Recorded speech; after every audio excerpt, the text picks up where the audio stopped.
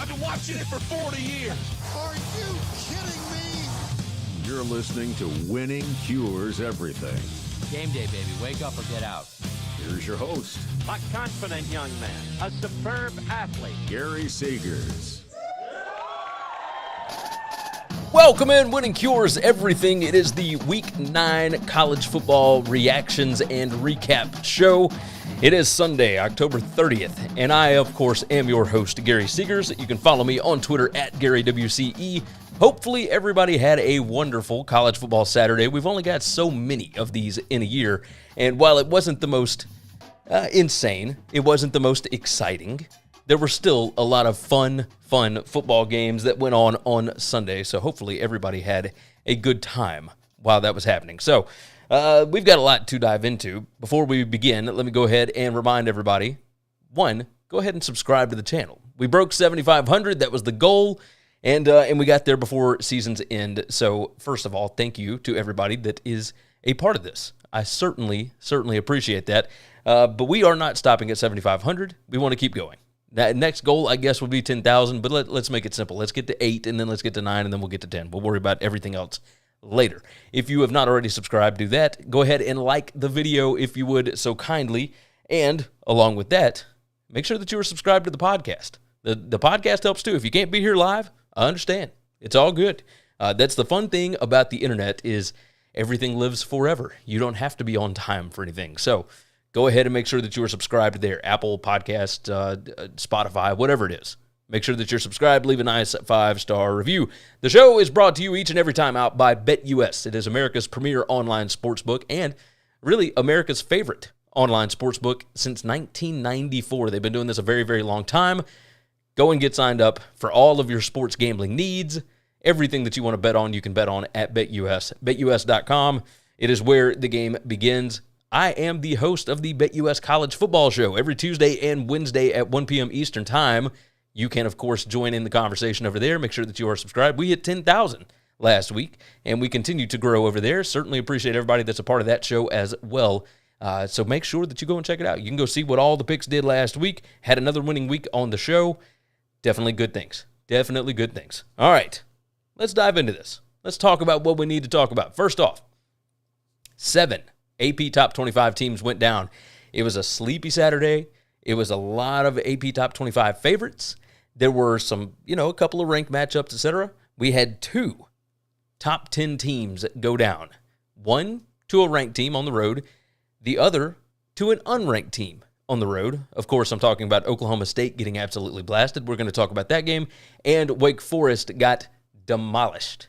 Absolutely demolished at Louisville. So 2 AP Top 10 teams that lost by, over 3 touchdowns each. I mean, just absurd. Would not have expected that. As far as the news goes, it looks like Auburn is going to hire John Cohen, the Mississippi State athletic director. I'll probably have more about that on Monday's show.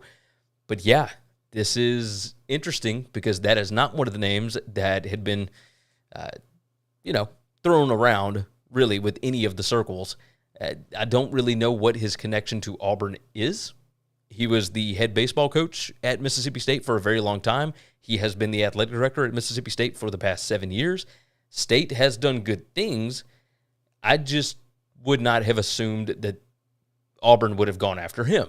So I'm going to try and tie together a few loose strings and see exactly how that connection works. But regardless, we're there now. So looks like that's going to be the spot.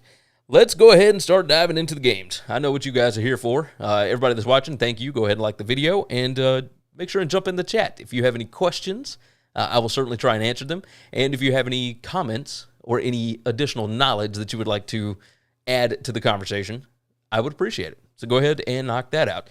Now, the first game on the board here is Georgia 42, Florida 20. Let's go on and bring up the stats here. And Georgia 77 plays to Florida's 71.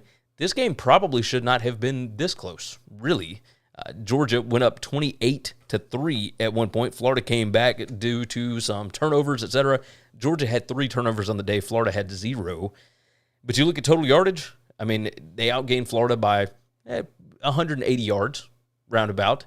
They had 10 more first downs than Florida did. They had really 2 more yards per play than Florida did. Just really domination, absolute domination in this spot. Doubled them on success rate, doubled them on standard down success rate, doubled them on passing down success rate. Had 3 tackles for loss and 3 sacks. Florida had none. This was a whipping. Looks like really this was a game for Vince Dooley. It reminded me very much of the Alabama-Arkansas game earlier in the year, because in this spot, it appeared that Georgia got ahead early and got a little bored, and once Florida started making a comeback, they said, okay, all right, we need to go on and put our foot on your throat a little bit, and that's what they did. It got down to 28-20 after being 28-3, and from there, yeah, it got hairy for a minute, and then it got unhairy. I'll say that. It got very ridiculous towards the end because you could tell Georgia could score whenever they wanted to. If you look at the screen, which those of you on YouTube certainly are, but green is good and purple is bad. This is at GameOnPaper.com. Florida had a lot of purple. They were not a very good team. 26% on third down success. That's not good. They were 7% explosive play rate. Georgia was 10%. Like, it's just, there was nothing that Florida did really well. But that's the issue here for bettors, right? You saw Georgia minus 23 as the spread. They won by 22, but they could have named their score. That's the issue, is you've got Anthony Richardson on the other side. Of course, he's going to make some crazy plays at some point. You know, how much do you really take away from this? And I don't know that there's really anything that you can take away from it. So, Georgia dominated, went right down the field twice towards the end of the second half just to get a little bit more margin, and they could do whatever they wanted to. They have set themselves up for a monster matchup in Athens this week. So we'll go on and move off of that one. But, yeah, phenomenal showing by the Dogs. I'm sure played this one. I think Kirby Smart said that this one was for the Dooley family after losing, Coach Vince on Friday. So moving along, we'll move to the other team in that matchup, Tennessee. I mean, a whipping, 44-6, just destroyed Kentucky. I don't even know how to begin to get into what happened there. It was over from the word go. It felt like the first drive down the field. Jalen Hyatt, just 2 catches, 60 yards, averaged 30 yards a catch. One of them was a 55-yard touchdown, of course, because that's what he does. Let's go on and pull up the stats on the screen so that you can see. But again, domination. 422 total yards to only 205. 19 first downs to 14. They had 3 yards per play more than Kentucky did, and it was never even close. Doubled them really on success rate. Had 15% more standard down success. Tennessee's good. Like, they are unbelievable. They make the most of every possession, and it is incredible to see how well this team is gelling. If you look at what they are actually doing, it is something to behold, because they have turned into a really, really good football team. Looking at some of the stats here, it appears we might have frozen a little bit. But, yeah, Kentucky, it was 7-6 at the end of the first quarter. Tennessee put up 20 points in the second quarter. Tennessee scored on, let's see, it was 27-6 at the half. They scored on 4 of their 6 first half possessions. Just domination. Just destroyed them. Double O'Neal jumps in. Yep, the Vols are scary. Here's the issue for next week, and obviously we'll talk about the game more as the week goes on. We're going to talk about it on the BetUS show. That Georgia secondary is suspect, maybe, a little bit. And Tennessee knows how to take advantage of other teams' weaknesses. This is going to be a lot of fun to watch as we go along because, man, it was something else. Chris Rodriguez in this game, 15 carries for 64 yards. He did have 1 touchdown, and that was in the first quarter, a long of 16 yards. And What Tennessee is able to do on the ground amazes me. They ran the ball 40 times, and they only had to throw it. They had 19 receptions in this game. So it's not like they had to have a ton of catches. It's not like they were throwing the ball all over the place. This is not a Mississippi State, air raid offense. This is, we're still going to run the ball, and we're going to, they had 27 passes. 25 passes, 19 out of 25 passes, which is absurdly efficient. They don't have to pass the ball. This running game is actually really, really good. This offensive line is really good. So that's something to pay attention to. This game was never close. Never close. Never a chance for Kentucky in this game. And, we really should have seen it coming, to be completely honest, because it was a beating. Hendon Hooker looked awesome, as usual. I don't even know how to really explain it, because he was incredible. The Hyatt kid, he got to meet Chad Ochocinco, Chad Johnson, before the game. And his quote, I believe Andy Staples said, is, "Yeah, he's taller than I thought he would be." It's pretty crazy to think about. But yeah, Jalen Hyatt just continues to do the thing, and this was almost not even worth watching. That crowd in Neyland is something else when that team is good. They were on top of it from the word go. And I believe it was 50 years of night games at Neyland Stadium, and they had some big, huge light show beforehand, a bunch of fireworks, all this kind of stuff. It was really cool. Really cool. What Tennessee is doing this year is surprising and interesting. I am looking forward to the game in Athens. I am looking forward to that. All right, moving along. All right, I guess the biggest game of the day, Ohio State 44, Penn State 31. And the only reason that this was interesting, obviously the final score is incredibly different, but this was super tight in the fourth quarter. This game was 20-16 with less than 10 minutes left in the game, and Ohio State just went off. JT Tuimoloau was incredible. Zone 6 jumped in on Tennessee. He said, yeah, they're playing great. I want to see how they do it on the road. Agreed. We saw them do it against LSU, who has looked pretty good. Athens might be a different beast, but regardless. Ohio State, like C.J. Stroud had great numbers, didn't really look right until the fourth quarter, right? And he seems to do this frequently. Ohio State did have a defensive touchdown in the game. Obviously, that helps out tremendously. Penn State ran 80 more plays. They outgained Ohio State by 30 yards. They had more first downs. Ohio State did have more yards per play. They had more yards per rush attempt, more yards per pass, etc. PPA per play was more than double, almost triple what Penn State did. Penn State's success rate was better. Their passing down success rate was better. The deal was JT Tuimoloau. Like, he was absolutely unbelievable. Let's pull up his numbers on the day if we can. He was just a complete wrecking ball. He had 6 total tackles, 3 of them solo, 2 sacks, 3 tackles for loss. He had 2 interceptions, one of them that he returned for a touchdown. He had a forced fumble. He was everywhere, especially in that fourth quarter. He completely took over the ball game. And remember, this is the kid that committed late in the last cycle, heading into the 2021 season. He didn't really do anything last year. And obviously it takes a little bit of time to develop and whatnot, but you hadn't really seen a whole lot out of him this year, right? He hadn't really put himself on that big national stage like that.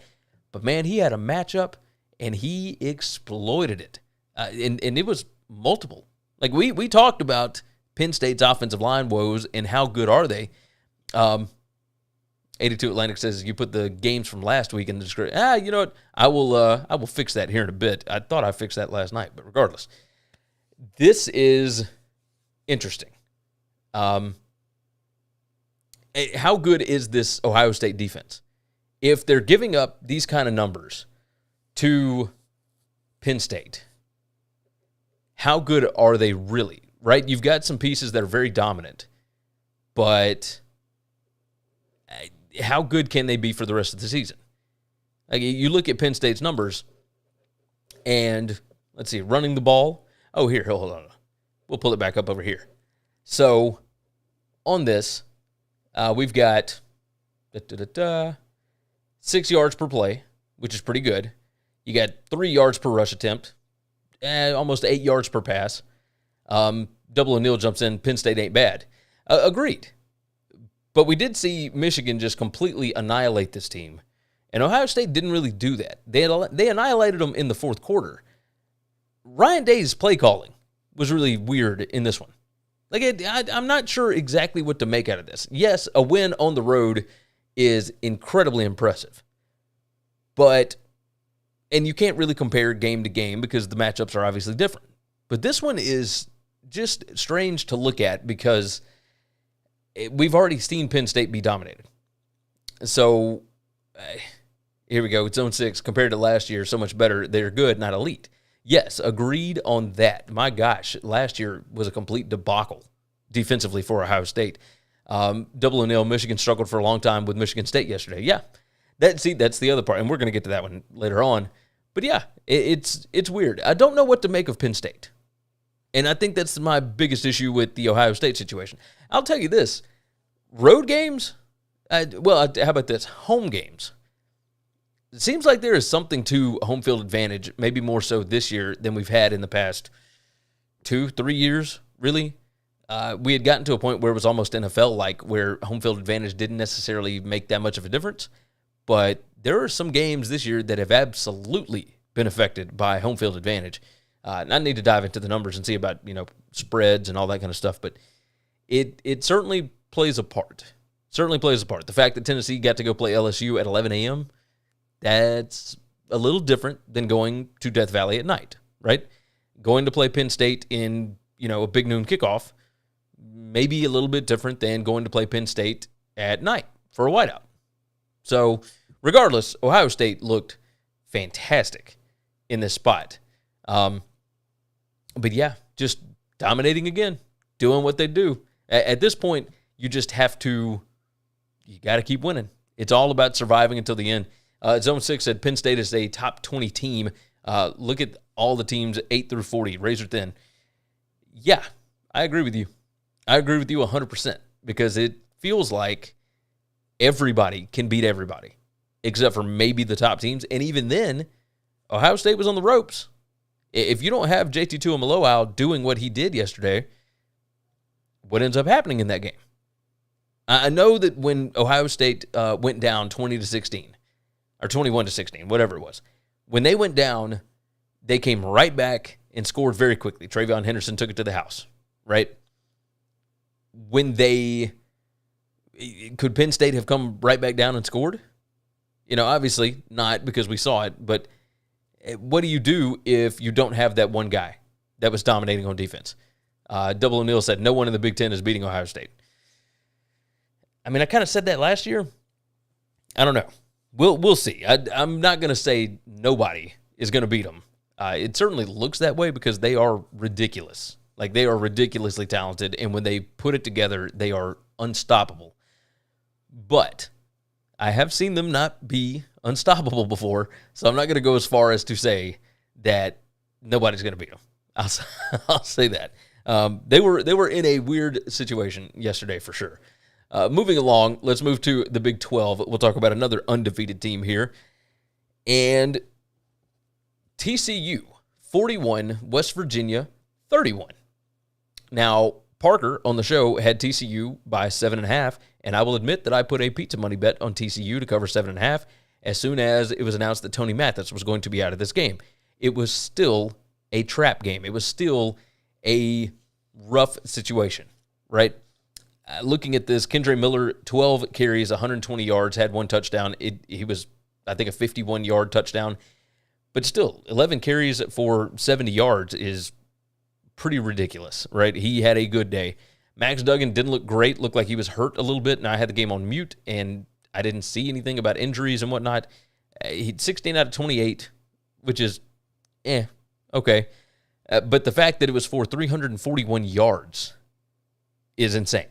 3 touchdowns in an obvious trap situation. Morgantown is just a tough place to play. I mean, that's a long, long trip. In Zone 6, people got lucky with the cover. Yes, but here's the situation. That's what Sonny Dykes does. He takes shots. He knew that he gotten them off sides on that one, so he took a deep shot. And when you got guys like that in your wide receiver core, it's awesome. Zone 6 said even though the game wasn't as close as the score. I don't know that. I don't know that the game was not as close as the score. There was some weird officiating mess going on in this one. It felt like an off game basically the whole time. It was just weird. But, alas, it is what it is, right? West Virginia ran 22 more plays than TCU. I mean, you're seeing it on the screen here. TCU had 64 more yards. West Virginia had 8 more first downs in this game. But as far as yards per play, yeah, TCU almost 9 yards per play. West Virginia about 5.5. Like that's where we're at. TCU is just explosive when they want to be explosive. Success rate, West Virginia beat them. Standard down success rate, West Virginia beat them. Passing down success, TCU took advantage of that big time. And the TCU defense came up big. 3 tackles for loss, 3 sacks. West Virginia didn't do anything like that. Bringing up the win probability here, it kind of went back and forth because this was a pretty tight ball game. But TCU now, 8-0 on the season. They're hosting Big Noon kickoff next week against Texas Tech. That one, of course, is at home for them, so that's good. No more sleepy spots for them at this point. But, yeah, looking at the stats, C.J. Donaldson ran 19 times for 104 yards for West Virginia. J.T. Daniels, 23 out of 39 passing, 275 yards, 2 touchdowns. Like, he did have the 1 pick. Like, they put up a fight. They did not look anything like what they looked like when they played against Texas Tech the week before. Like, West Virginia is not a bad football team. I will tell you, I felt so bad for Neil Brown multiple times, right? Because it's obvious he wants to win. He wants to do good things at West Virginia. And it's not that this team is bad. It's that they are playing against really, really good teams in the Big 12. The Big 12 has upped the game. I mean, there are good teams all over that conference. The whole conference can beat each other. It's really, really strange to watch because you're not used to seeing a conference that is that deep. And yet, here they are. I mean, just doing the thing. So, pretty crazy, but overall, a good win for TCU to get out of there and, not take the loss that, I mean, it certainly seemed like a spot where they could. They were only up by 3 with about, 40 seconds or a minute left, whatever it was, when they scored that touchdown. It was tight. And that's what you expect from a sleepy morning game in Morgantown, especially late in the season after you've been through the gauntlet that TCU's been through. So, yeah, I mean, cheers to them. Cheers to them for getting it done. Huge, huge day for a lot of those players. And it was impressive, to say the least. So, moving along, we got one more before we hit a break. Kansas State and Oklahoma State. Write down the times here. All right, let's start the clip over again. Kansas State 48, Oklahoma State 0. Yikes is the only way that I can say this. I mean, it was brutal. Let's look at the stats. As you see on the screen, green is good, and not green is not good, right? 48-0, 71 plays to 61. Oklahoma State had 2 turnovers in the ball game. Kansas State more than doubled them as far as yardage, 501 to 217. Yards per play, more than doubled them, over 7 yards per play to 3.5. Yards per rushing attempt, 6 yards per rushing attempt for Kansas State, 1.8 for Oklahoma State. This was a beating, like just an absolute beating. Oklahoma State did have 4 quarterback hurries in the game, so maybe that's something. But my gosh, I haven't seen a Mike Gundy team get beat this bad. Maybe ever. I've never seen it. This was shocking in all aspects of the word. Like, how do you even quantify how bad this was? You look at this, look at the expected points over here. Kansas State ended up, plus 15.89 as far as PPA is concerned, and Oklahoma State negative 35.29. I know that they had a bunch of dudes hurt. I understand. But this is what you expect. I talked about TCU going into a trap spot. Oklahoma State in this spot certainly had been through the ringer, right? Had been through Texas, had been through TCU. They had been through really good games, and eventually you go on the road and you just get whipped. And TCU didn't have it happen to them, but Oklahoma State did. This puts Kansas State in the driver's seat for that second spot in the Big 12 title game. This is massive. It was complete domination. I don't even know how. I don't know how to say it. I mean, look, you see over here on the right side of the screen, the stop rate for Kansas State was 95%. That is defensive domination.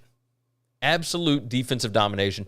16% havoc plays created, 19% on passing, 11% rushing. This was, 7 tackles for loss here. I can't. I got nothing. You look at some of the stats.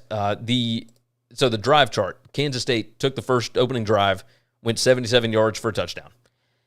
Oklahoma State turned the ball over on downs. Kansas State went 2 plays, 62 yards, touchdown.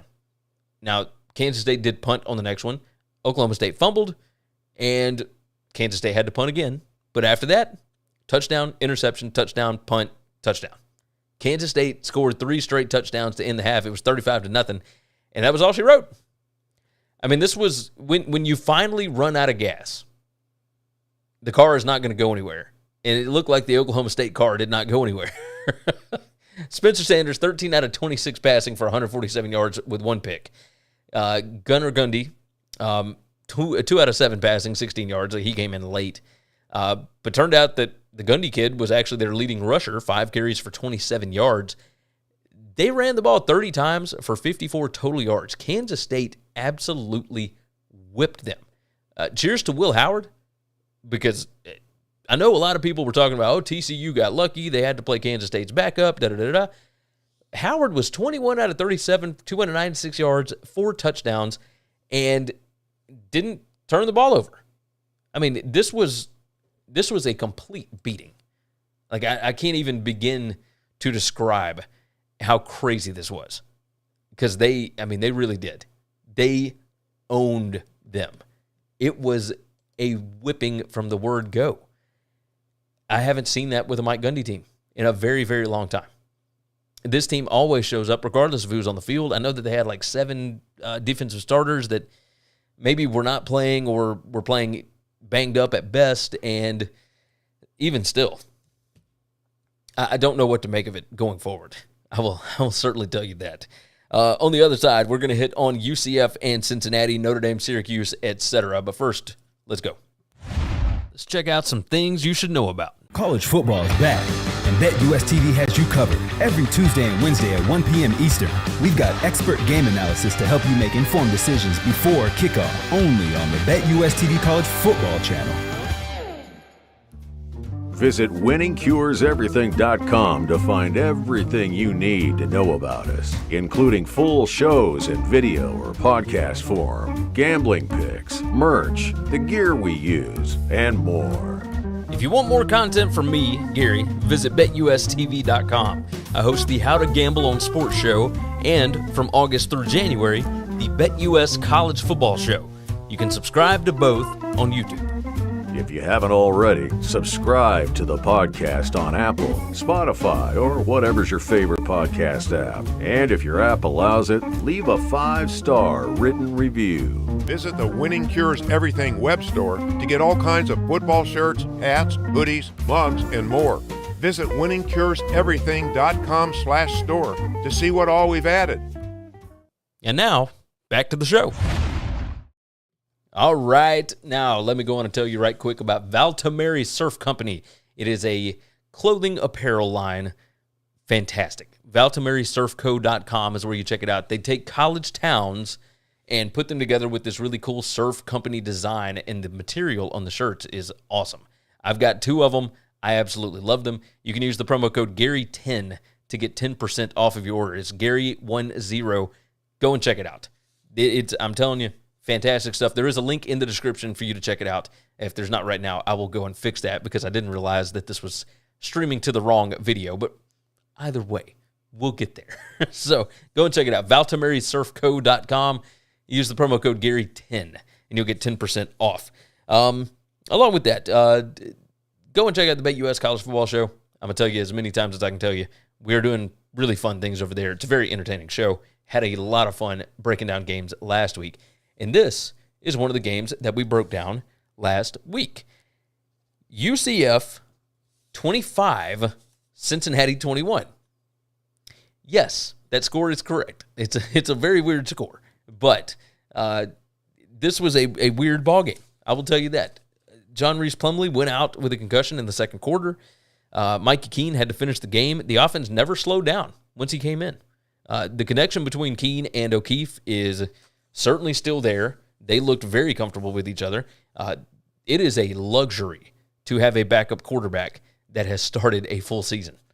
I will say that. I really thought that my UCF bet was dead on this. I initially bet UCF +1 last Sunday when the lines came out. And then it moved to a pick'em. It moved to Cincy -1. Cincy +1. And then it moved back around, and it ended, I believe, around a pick'em.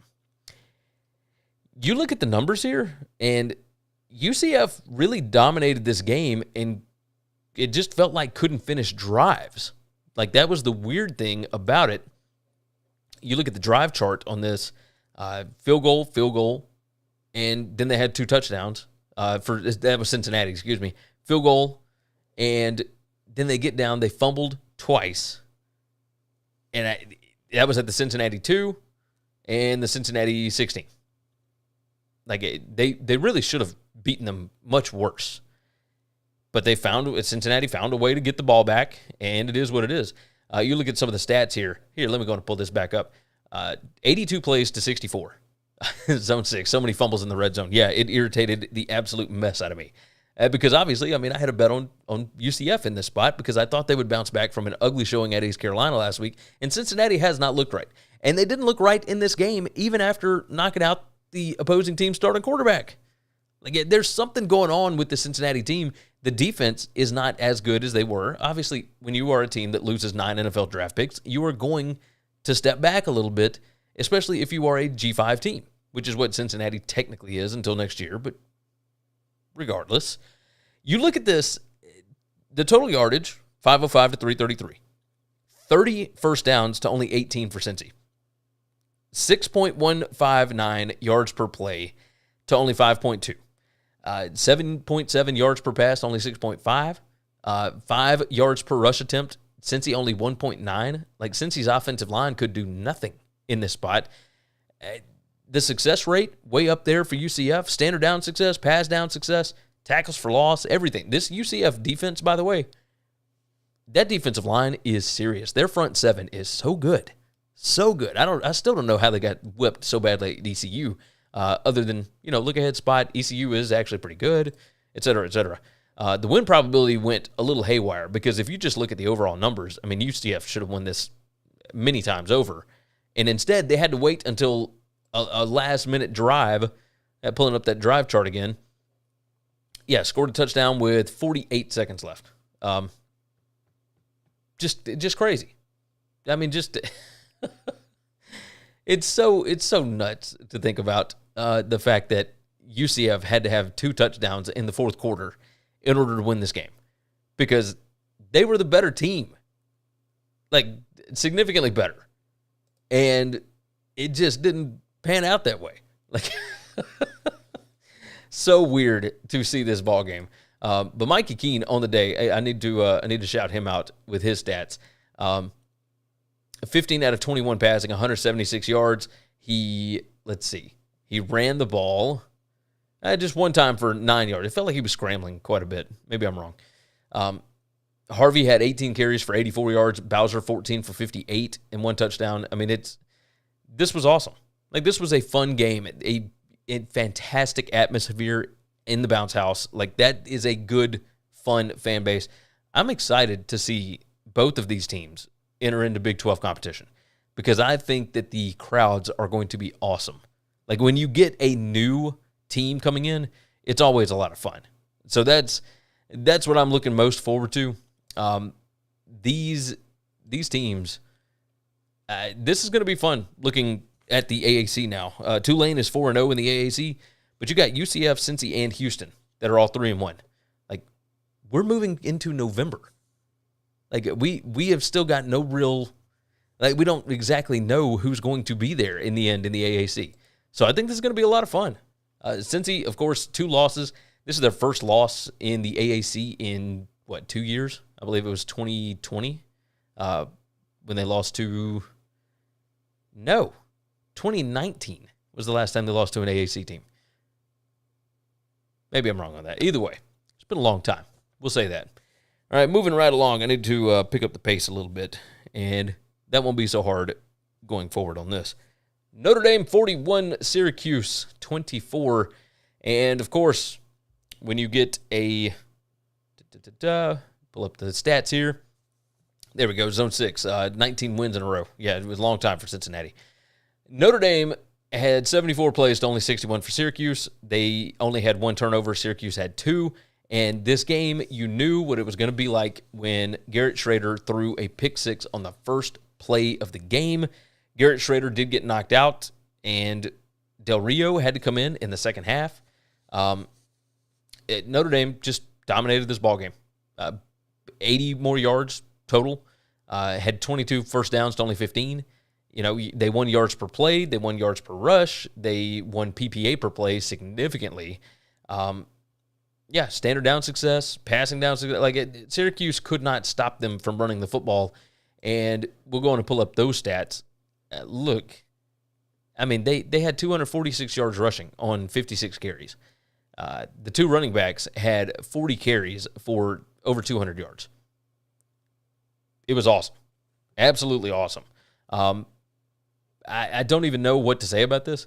Del Rio Wilson is the quarterback, came in, looked pretty good, actually. 11 out of 22 passing, 190 yards, 1 touchdown, 1 pick. He was all right.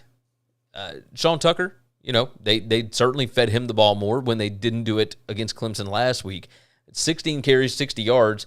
They gave him 4 catches for 32 yards there. Syracuse, I don't think, is a bad team. But I do think that they were not ready for this matchup. I mean, it was a bit of a letdown spot. Notre Dame, I don't know what to think about Notre Dame. Maybe you guys can help me out with this. Notre Dame makes no sense. Some weeks, they're really good. Some weeks, they're not. Drew Pine didn't have to be good in this game at all. He was a 9 out of 19 for 116 yards. But when you run the ball like that, 82 Atlantic said Syracuse and Kansas were fool's gold. I don't know that they were fool's gold because we always knew exactly what they were. They're not overly talented, but they're not a great football team, but they are good enough to beat anybody on a down day, right? And Clemson had a down day last week, and it was coming off of, 4 pretty big games in a row.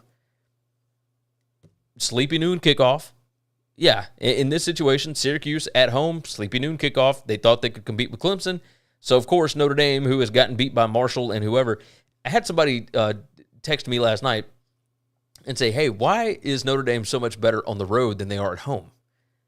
And that's a very interesting question. I don't know that. I don't know the answer to that. But they seem to be doing much better when they go on the road as opposed to when they're playing at home. So, moving along, we'll move into this one. Weird game last night. USC 45, Arizona 37. I was very irritated about this one. First off, let's talk about the referee situation in the Pac-12. At what point is it complete negligence to not do anything about this? At the end of the first half, USC is driving, and they have a chance to put another touchdown on the board. They get down inside the 5-yard line, wherever it was, and you know what? Actually, that's a good question. Let's pull up the stats here.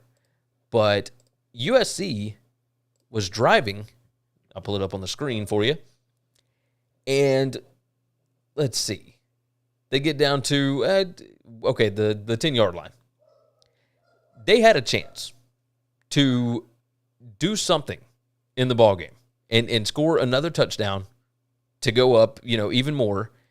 And the refs allowed the clock to run without ever spotting the ball. Like, they got a first down, and they just let the clock run out. So USC was not able to spike the ball to get another. You could have kicked a field goal. There was plenty of time for another opportunity, and they never stopped the clock. Like, Mike Bone, the AD, was livid about this. He was retweeting all sorts of stuff about Pac-12 refs, etc. Like, it's now 2 straight games for USC where there have been beyond questionable calls. And I don't know what you do about it, right? Like, USC has got 2 more years of this, like this year and next year before they go to the Big Ten. And I don't think that they are trying to screw USC. I don't believe that that's what this is.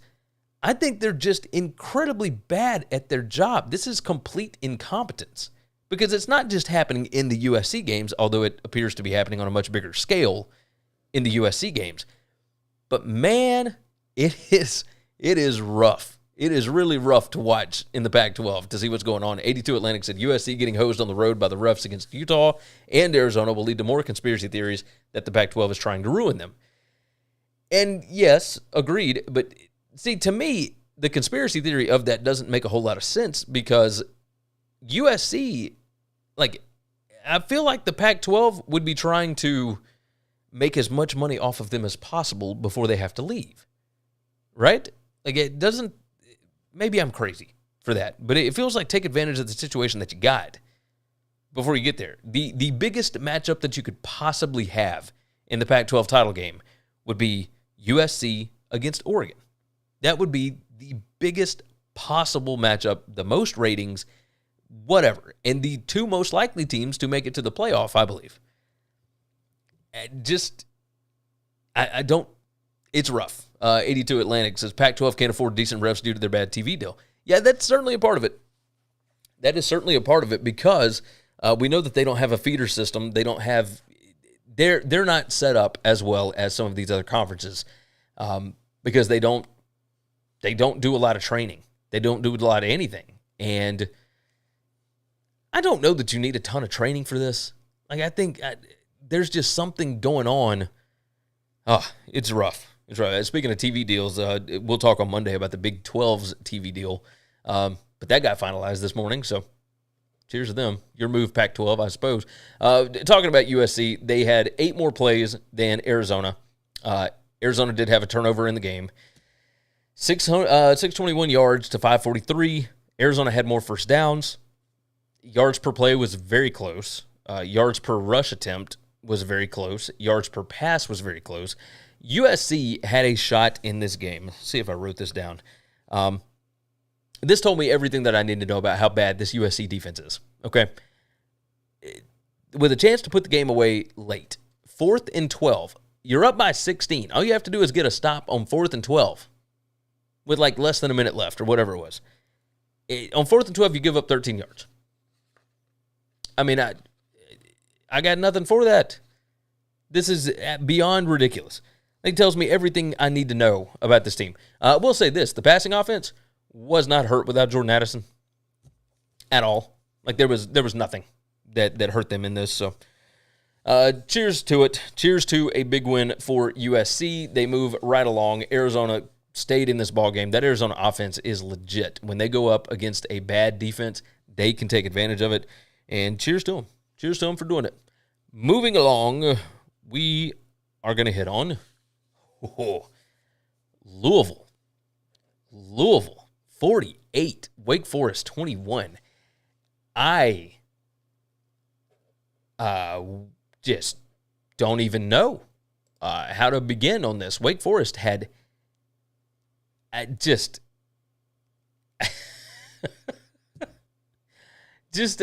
Sam Hartman threw 3 interceptions. Griffiths threw 1 interception. Then they had 4 fumbles. They had 5 fumbles. They lost 4 of them.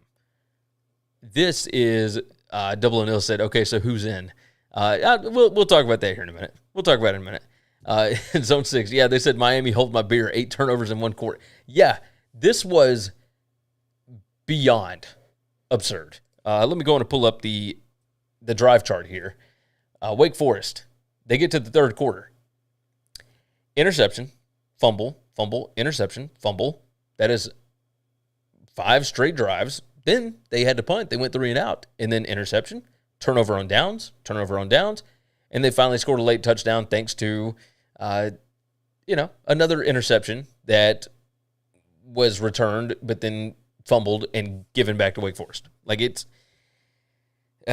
82 Atlantic said Jeff Brom's going to have to wait one more season to get the Louisville job. Does this save Satterfield's job? Is that what this does? Like, do we take this as Louisville is like a really good team now because Wake Forest turned the ball over 8 times against them? Like, this looked like Sam Hartman up against Wisconsin in that bowl game, after the COVID season. Like, this ain't the same Sam Hartman. I don't know what happened here, but it was beyond brutal. Like, it was rough.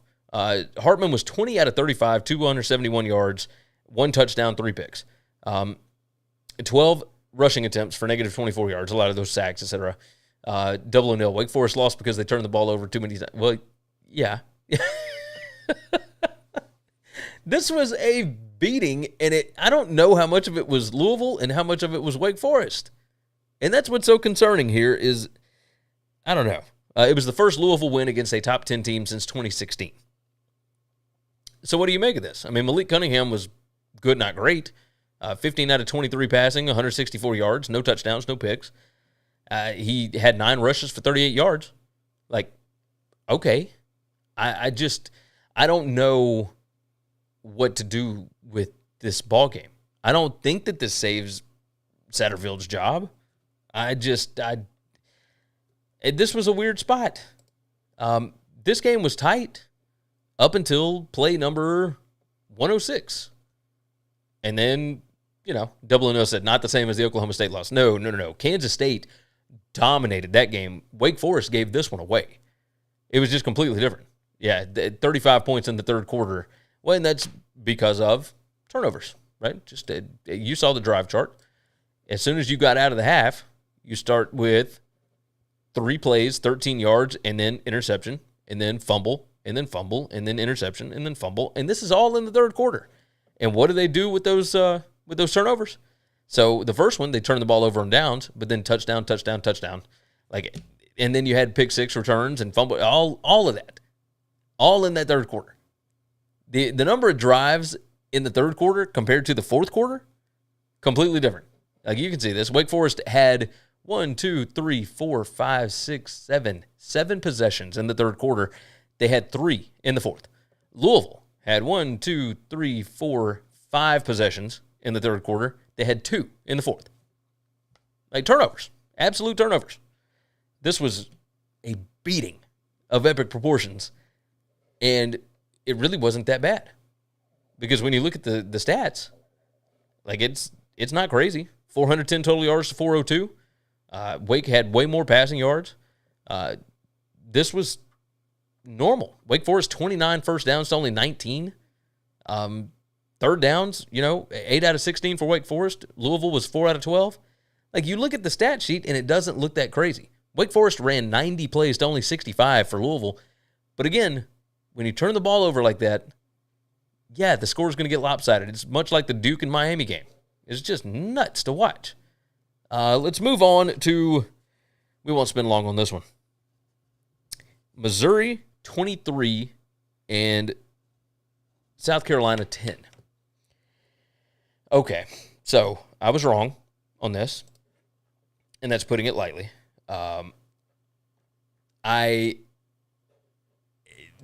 South Carolina has problems. We'll say that. We'll go on and pull up the expected points and the win probability and all that good stuff. South Carolina's offense, Spencer Rattler, is not good at all. And yes, I know that we've talked about this for forever and ever, but like, he had actually started to show a little bit of signs of improvement. But so many missed passes that I watched in this game, overthrows, threw the ball behind receivers, threw it where there was nobody multiple times. I mean, it was just nuts. And And then, of course, if there's no threat of a passing game at all, of course Missouri's going to be able to stop the run because they've got a pretty good run defense. Like, they absolutely have a good run defense. And on top of that, look, I got to give props on this. Let me pull up the stats here. Brady Cook was awesome. 17 out of 26, 224 yards. Like, he was rolling in the first half. Missouri had 2 rushing touchdowns. Like, one from Cody Schrader, one from Brady Cook. Brady Cook, 11 carries for 53 yards in this spot. It looked like South Carolina was not ready to play. It was really weird to look at. South Carolina had 203 total yards of offense. 171 of that came passing the ball. And I don't even know where to begin with this. Marshawn Lloyd only got 7 touches for 30 yards. Christian Bill Smith, 3 carries for 3 yards. Like this, yeah, you're not going to be able to do much with that. 23 carries for 32 yards is not going to cut it. But also, like, Rattler, his numbers don't look awful. 20 out of 30 for 171 with 1 pick. But, man, I'm telling you, it was way worse than that. It was way worse. I don't know what to make of South Carolina going forward because every now and then those special teams can pop up. But that one did not look well. Did not look good at all. All right, let's hit one more break, and we got several more. Ole Miss, A&M, North Carolina, Pitt, Michigan State, etc. on the back end. Let's check out some things you should know about. Follow the show on Twitter at Winning Cures, and you can follow Gary at Gary WCE. You can also follow on Facebook. Got your own podcast or web show? Looking to start one? Or you're just curious how we look and sound so good? Well, we've got all the gear that we use listed on our gear page on the website. And if you order using our links, you'll be supporting the show too. Subscribe on YouTube to get not only full Winning Cures Everything shows, but individual segments and other goodies as well. We're over 6,000 subscribers, and our goal by the end of the year is 7,500. If you're interested in advertising on a show that reaches over 80,000 unique football fans per month during the season, send an email to Gary@winningcureseverything.com, and we'll put together a plan that best fits you or your business. And now, back to the show. All right. Now, we have to kind of run through this a little more quickly. Let me remind everybody, go on and sign up for the Pick'em contest. Every week we do a Pick'em contest. Get signed up over there. I will have the games up later tonight for next week. Get the spreads and all that good stuff as they come out. But yes, sign up, winningcureseverything.com. Go to the contest page. The winner each week gets a $25 Amazon gift card. We had a guy go 10-1 this week. I don't remember the name. But yeah, 10-1. Just bonkers. Super, super good in that contest. All right, moving along. Write this down. Ole Miss, 31, Texas A&M, 28. Now let's pull up the stat sheet for you. This was a tight ball game. A&M won yards per play. Ole Miss won total yards. 83 plays to 73 plays for Ole Miss. Passing down success was Ole Miss, but standard down success was A&M. I mean, they had over a 54% standard down success rate in this game. They had a 46.58% success rate overall in this game. Like, this A&M looked good. I liked what Connor Wigman was doing. Like, this looked like a pretty competent football team again. You see the win probability went back and forth in this spot. Like, this was a good, tight ball game, and Ole Miss just found ways to win. Jackson Dart only had to throw the ball 20 times. Quinshon Judkins, 34 carries for 205 yards. He averaged 6 yards a carry and ran it 34 times. Double O'Neal jumped in, said, good game, A&M hung in there, in my opinion. Yeah, no, they absolutely hung in there because Connor Wigman, 28 out of 44, 338 yards, 4 touchdowns. Like, he was good. Like, ridiculously good, especially for a true freshman making his first ever start. A-Chain had a fantastic night, 25 carries for 138 yards. He also had 7 catches, 41 yards, and a touchdown. Like, this was awesome. You could tell that the two players that Wigman had the most connection with, the most chemistry with, were Moose Muhammad and Evan Stewart. Like, those two, he was constantly looking for those guys and was able to find them. Like, this, Wigman, I think, is going to be good. The issue that you've got here is sack-adjusted rushing yards in this game. Ole Miss had 399 sack-adjusted yards. Like, that's awesome. And, A&M only had 151. Like, when you can dominate on the ground like that, it changes everything. This whole thing was changed up here. So I was a little shocked at how easily Ole Miss was able to run on the ground. But, man, Lane Kiffin, he said 390 rushing yards against a bunch of 5-stars is pretty good. So he's throwing shade at the recruiting class, of course. And then when he was asked who he was going to be for Halloween, he came out and said, maybe Jimbo's got a Joker outfit for me. Like, Lane Kiffin throwing shade, like, you know that he enjoyed the hell out of that one, headed into the bye week. It was awesome. Two good teams. Double O'Neill said, 2 good teams I would not want to play. Don't get all the hate from people. Yeah, it's true. Like, I'll tell you this, A&M I don't think is a great team. I don't even think they're really all that good. But I'll tell you this, they are certainly better with Wigman at quarterback than they are with anybody else. Haynes King, Max Johnson, whatever. This freshman looked to me to be the real deal. So props to A&M for hanging in there, but maybe more so props to Ole Miss for getting that thing done. Is it fun win? Moving quickly now, because I need to get this done in the next probably 10 minutes here. I always do this to myself. I swear to God. North Carolina and Pitt, 42-24. North Carolina gets this dub. 75 plays to 60. Pitt had 1 turnover, and it was in the fourth quarter, and it cost them dearly. North Carolina outgained them by over 100 yards. They had 11 more first downs.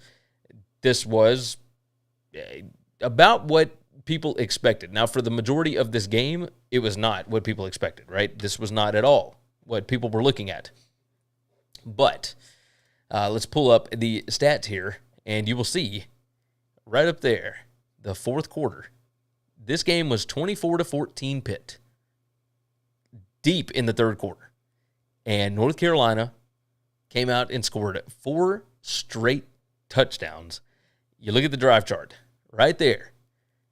They are down 24-14 right there. They get the ball back, 12 plays, 75 yards, touchdown. The other team, Pitt, fumbles. They get the ball back, 10 plays, 84 yards, touchdown. Get the ball back, 3 plays, 49 yards, touchdown. 3 plays, 35 yards, touchdown. And ball game. Like, Pitt was in this and was actually kind of dominating early, and it just went the wrong way very quickly. Drake May, 34 out of 44 passing, 388 yards, 5 touchdowns, and he ran the ball 14 times for 61 yards. He is an absolute superstar. Zone 6 jumped in. Drake May is the best quarterback in the nation, in my opinion. I don't know that I go that far, but I will tell you this. There ain't a whole lot that are better than him. I think he could win on any team. I don't think that North Carolina would be near what they are without him playing for him. If you swap that, if you put in Criswell for him, which is crazy because am I losing my mind, or did we have a quarterback competition between these two? Like in the fall, they were talking about who was actually going to start, and Drake May has completely taken this thing over. Props to North Carolina. They get a massive lead in the ACC Coastal in this spot.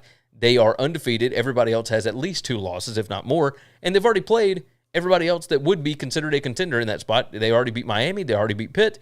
Like, there's nobody else left that is really going to win any kind of tiebreaker over them. So it looks like they will be playing Clemson in the ACC title game. Now, November starts on Tuesday.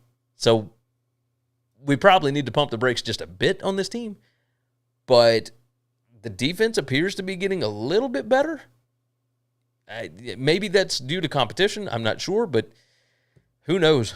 82 Atlantic, Kenny Pickett and Jordan Addison made Narduzzi look like a better coach than he actually is. Yeah, no. I tend to agree with that. I think Narduzzi, like Nard Dog's thing was always defense, right? And that offense last year got away from the defense. So He's trying to build that defense back up. I don't know what they're going to be able to do, though. Double O'Neil, all great players make coaches look better. It goes with that saying. Yeah, no, it's absolutely true. Absolutely true. Narduzzi has always been a defensive guy, though. So I don't know that people really associated Kenny Pickett with Pat Narduzzi. That was much more like a Mark Whipple thing, in my opinion. But regardless, North Carolina doing it up, doing the most. Props to Mac Brown doing his thing. That was awesome. It was a lot of fun. Last game that I'm going to hit on, and then, of course, I will have a show on Monday. We're kind of changing up the schedule a little bit. Going to try and go live on Tuesday night after the reveal of the CFP rankings and whatnot. But we'll have a show on Monday, Wednesday, and Thursday going forward, along with the Sunday recap show. So, just so you guys know what's up. Double O'Neil, Tar Heels versus Clemson ACC title game. Yeah, that's what's happening. It's going down. All right, moving along.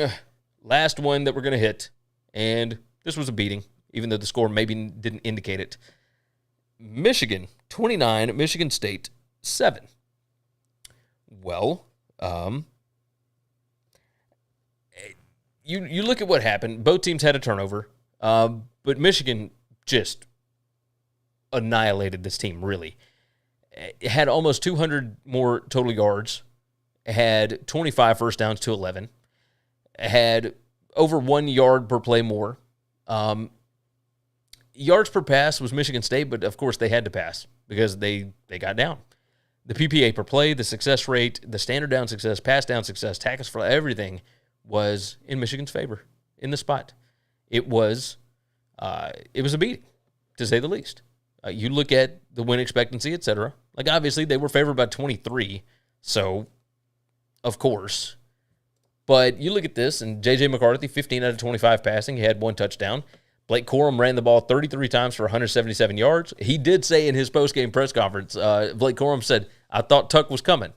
Like, what happened? I heard all offseason Tuck was coming, and nothing happens. Zone 6, Michigan issues in the red zone. When the run gets stuff, they can't get touchdowns. Oh, absolutely. Absolutely. You look at the drive chart, it'll tell you. Field goal, touchdown, field goal, field goal, field goal, field goal, touchdown. I mean, it was irritating. But yeah, because Parker had Michigan by 24. And yeah, the line was, I think, 22.5. So they win by 22, of course. Parker loses that bet. It sucks. That's why I hate betting these big spreads. But regardless, Michigan, obviously the better team. The story coming out of this, really, the fight between about a dozen Michigan State players and like 1, maybe 2 Michigan players heading into the locker room, like in that tunnel, they are going to have to do something about these teams leaving the field and the way that they leave the field, because it is a debacle every time out. Like, it's just awful. So I don't know what they're going to do. The athletic director said that police are investigating what Harbaugh called an assault on 2 of his players. It did look pretty rough. It was not a good look for anybody. I know Michigan was excited to get that win. They probably talked quite a bit. But, man, it's a Double O'Neil. I missed the fight. You can find – you know what? I retweeted it. It's on my Twitter account, @GaryWCE. I don't know that I can play it on YouTube because it might get pulled. But regardless, go take a look at it. It looked pretty rough. Michigan State, like, this is not a bad football team. They're just not, like, they're not a good football team. They're just kind of an football team. I just, I don't know. Double O'Neil, what about the Tennessee player that assaulted 2 fans? I'd say I don't know anything about that. Like, this Michigan State, Michigan was a fight between players, and that's a whole different deal. This is weird. Like, they're going to have to do something about this, because this is 2 straight. Like, I know James Franklin has got to be going, you know what? I was right. I told y'all that they need to fix this. It's a disaster. And Harbaugh, of course, just waved it off and like, well, if he had gone in and just not stopped. Zone 6 said, do you mean the Bama player? Nothing. Yeah, no, I'm not touching that one. Like, it's not a good look for Bama. It's not a good look for Burton. Like, I don't know. I'm also old school and, like, you got to find a better way to get players off the field than to have them interacting with fans that are just rushing in at the last minute. I don't know what you can do. I'm not excusing his behavior, Burton's behavior. But at the same, I don't know what you do in that spot. Like, obviously, yeah, he should probably be suspended. But I don't know. And so I'm staying out of it. Like, no real opinion one way or the other. It's a bad look for everybody involved. It's just stupid. This situation, this has to do with how you get to the locker room and the fact that both teams have to go through the same tunnel. That's a disaster. Like, because you're going to have stuff like this happen, especially when there is such a heated rivalry, a heated matchup like this. You had the same thing happen with Penn State heading into the half. Like, now you got the same thing at the end of the Michigan State game. You need to find a way to separate the players. Emotions are super high everywhere in this country right now. And, of course, they're going to be high with these teenagers and early 20s football players coming off of a massive, massive game, right? Like, it's just nuts. It's a bad situation overall. Yeah, double O'Neal. Yeah, it's a bad situation. Just ridiculous. So, okay, is there anything else that we want to hit before I have to run and get the boy? Hawaii covered last night for me. That was fun. UCLA looked awesome. I am concerned about Dorian Thompson-Robinson for UCLA. That's not good. Yeah, Zone 6, Michigan running the trick play at the end of the game, too. Yeah. Double O'Neal said, yeah, you still got to control yourself. Agreed. Fresno came back and beat San Diego State late last night, scored 15 points in the fourth quarter to win 32-28 in that spot. What else have we not talked about today? Oregon got the win and the cover over Cal. Cal is just not a good football team this year. And Oregon, man, how strange is it? You know, we'll talk maybe Monday on – okay, that's Double O'Neal wants to know. 82 Atlantic first. Will Hendon Hooker, C.J. Stroud, Bryce Young, and Caleb Williams be the Heisman finalists? Yeah, probably. There are some other guys that could make it. Those appear to be the ones that have the best opportunity because they are the biggest names in the sport right now on the biggest teams. Bryce Young, if they do not beat LSU in Death Valley, he will not be there. So I will certainly say that. Caleb Williams, and if he doesn't win the Pac-12, maybe not. Look out for Bo Nix. Just saying. Toss it out there. Double O'Neal wants to know who's in. Okay. Who's going to be the top 4 this week? I'll give you that. Ohio State, Michigan, Tennessee, Georgia. Not in that order, necessarily. I think number 1 is probably going to be Georgia. Number 2 will probably, you know what, it might be Georgia, Tennessee, Ohio State, then Michigan. That might be the order. But I don't know what they're going to look at as far as the quality wins, et cetera, like which ones are worth more, et cetera. I think that they're going to look at Alabama as a more quality win, but we shall see. Georgia, of course, has the win over Oregon, who looks awesome right now, but yeah, who knows? As far as who's going to make it at the end of the year, tell me who's going to win in Athens next week. I got no idea at this point. Like, all of my predictions are just completely blah. Zone 6 said, I bet committee puts Tennessee 1. You know what? They might, because they've, like, with Kentucky last night, that's 5 wins over teams that were ranked at the time. They might look at that as a huge thing. Like LSU, they dominated LSU. They dominated Kentucky, and they beat Alabama, who, of course, is the darling. Yeah, I could probably see that. I could probably see that happening. Moving along. Oh, Illinois. That was a big win for Illinois. It moves them to 7-1 on the year. Brett Bielema is doing fantastic things there. I mean, just fantastic stuff. Illinois looks really, really good. I thought Nebraska might be able to hang in that game. They could not. They could not. Arkansas 41-27 over Auburn.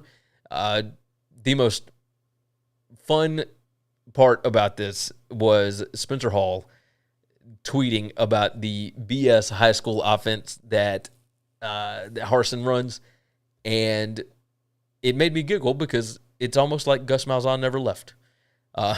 Because Gus Malzahn ran a high school offense there. It was just goofy. There was Justin Ferguson, I believe, who is a beat writer for Auburn. He asked the question, like, how do you get this team back on track? And apparently Harsin smiled at him and said that, explain back on, like, what do you mean back on track? Like, how does that work? And I get it. Like, because this team hasn't been on track from the word go. So, 82 Atlantic. Fickell should bounce for a P5 job when he has the chance, since he will get eaten alive in the Big 12. And no guarantee Ryan Day leaves OSU anytime soon.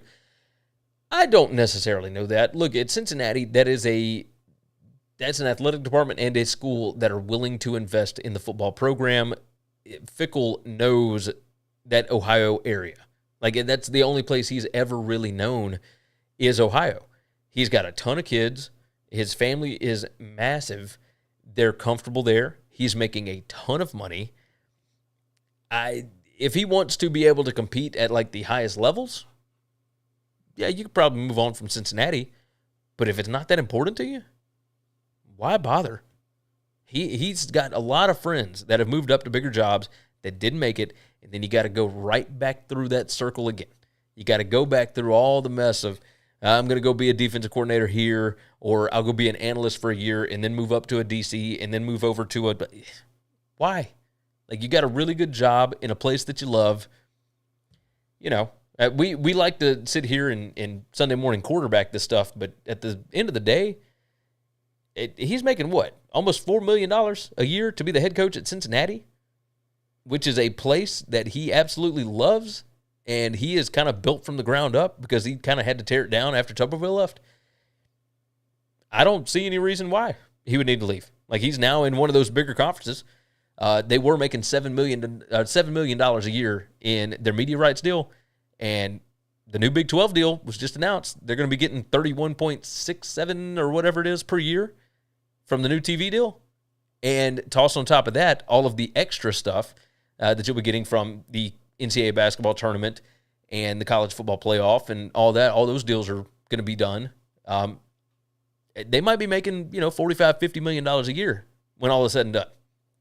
So at the end of the day, like, Cincinnati's in a good spot. Double O'Neill said, as it stands, Cincinnati is as good as anyone in the Big 12. They'll be just fine. Yeah. I think they're, I don't know that they're as good as anyone in the Big 12. But on a year-in, year-out basis, yeah, Cincinnati can certainly compete. They'll be able to recruit. They'll be able to do big things there. Yeah, that's the way that I look at it. Oklahoma, speaking of Big 12, 27-13 over Iowa State. Yeah, about what we expected. This team is pretty good when Dylan Gabriel is the quarterback. They can find ways to score. Boston College lost to UConn. That was interesting, to say the least. I bet on UConn. I didn't know that they were going to win the game, but it was low scoring like I thought it would be. Florida State 41-16 over Georgia Tech. Houston gets another win over South Florida, who is just awful. I wonder if Jeff Scott is actually going to stay there, if they're going to keep him as head coach now that Bohannon has been, knocked out for the rest of the season. Toledo gets a big win in the MAC. They're now 6-3. They got a 27-24 win over Eastern Michigan. Miami, a big win in 4 overtimes or whatever it was against Virginia, 14-12. So interesting. Charlotte over Rice, 56-23. That was nuts because, Healy just got fired last week, and this team comes out and looks amazing. Other than that, there's some other fun stuff. SMU got a win. App State, North Texas, of course, showing their dominance in the Conference USA, just ridiculous. And South Alabama, 31-3 over Arkansas State. Boise, as I believe Double O'Neill, somebody jumped in here and was talking about Boise. Boise is now 6-2. They fired their offensive coordinator. Hank Bachmeier decided to leave, and this team is better with Taylor Green at quarterback. Bottom line. Your last crap jumps in. USC defense sucks or Arizona offense is legit. How about a combination? Because the Arizona offense is actually legit, and the USC defense still sucks. It's both. Like, it's absolutely both. USC has trouble stopping air. Really. Just the way it is. Coastal, 24-13 over Marshall. UAB lost again at Florida Atlantic. UAB is now 4-4 on the year. I don't think Brian Vincent is going to keep that job. Baylor, 45-17 over Texas Tech. That was really disappointing for Texas Tech fans. So it is what it is. Double O'Neill, Taylor Green for Heisman next year. As long as Dirk Cutter is still the offensive coordinator, I can't disagree with it. Andy Avalos' defense is legit enough to be able to get wins. And, yeah, Boise is fantastic. All right, everybody, I have got to split to go get the boy. So we regretfully have to come to an end. Check out the Valtameri Surf Company at valtamerisurfco.com. Use the promo code Gary10 to get 10% off of your order. We may be bringing on a new advertiser this week for the November season, so I am excited about that. Zone 6 said that Fresno touchdown sequence was crazy. Yeah, I brought that up at the beginning of the show. San Diego State just, it was nuts. Absolutely nuts.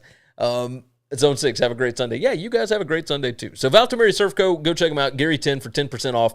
Of course, BetUS, make sure that you're signed up for BetUS.com, along with subscribe to the BetUS College Football Show. I host that every Tuesday and Wednesday, 1 p.m. Eastern Time. Subscribe right here if you've not already done that on Winning Cures Everything. A lot of fun.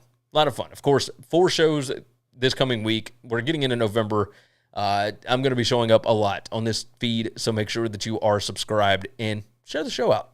Tell a friend about it. You know, I'm planning on having a good time. So with that said, you guys take care of yourself. Take care of each other. And hopefully, all of your tickets cash this week. Thanks for listening to Winning Cures Everything. Make sure and subscribe on YouTube or your favorite podcast app. And make sure to leave a nice 5-star review.